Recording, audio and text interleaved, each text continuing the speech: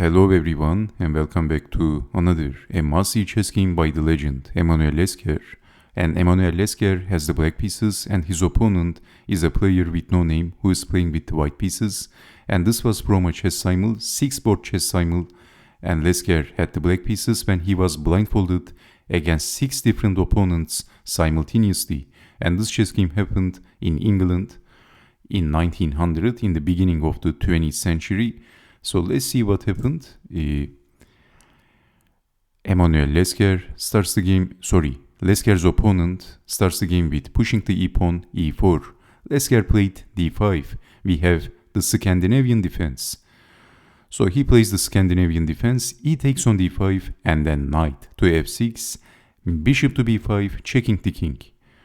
Well, Lasker could capture the pawn actually. Queen takes on d5 is a very playable move. It is pretty common.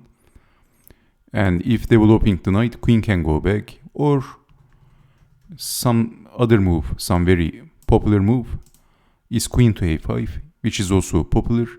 And once Magnus Carlsen played queen to d6, even this move is playable. So d5, e takes on d5, but Lasker played knight to f6, which is uncommon, attacking the pawn, and then bishop to b5. Pushing the pawn is a possibility, and then e6, challenging the center, d takes on e6, and this is known as the Icelandic gambit. Bishop takes on e6, and black has a very pleasant position. As you can see, black is doing excellent. So in the real chess game, checking the king, blocking, bishop goes back, and defending b5 by Lasker, and then pushing the pawn, threatening to play a4, a3, c6, knight to c3, knight to a6, capturing the pawn, and bishop takes on c6, knight to f3, e6 by Lasker. And then he is finally developing the bishop, developing the final piece into the game. And white castled, knight to c5, bishop to a2, and then b4 by Emanuel Lasker, knight to b1. Lasker played very logical. In this position, if capturing the pawn, then capturing back, and if knight to e2, then bishop takes on f3, and damaging the pawn structure, and this is a very bad position for white. White is suffering, and if knight to b1, then b3, and squeezing the opponent like anaconda. White is being squeezed, choking his opponent like anaconda. The bishop is pinned. If capturing the pawn, then rook takes, rook, c takes on b3 is also not working because of knight to d3, and black has excellent position, and as you can see, white is pacifized. White has a terrible passive position. So knight to b1 and then b3 by Emanuel Lasker, capturing the pawn, and we have something similar in the real chess game. These bishops are all stuck, the rook is boxed in, rooks are not connected, knight is not being developed, and this is a terrible position for white. Knight to d3, knight to c3, bishop to c7, making room for the queen. Queen to e6, d6 is on the cards. Knight to e1 and queen to d6 by Emanuel Lasker, threatening checkmate, and g3. If something like knight takes on d3, then queen to h2 is getting checkmated, and there is no defense. That's lights out.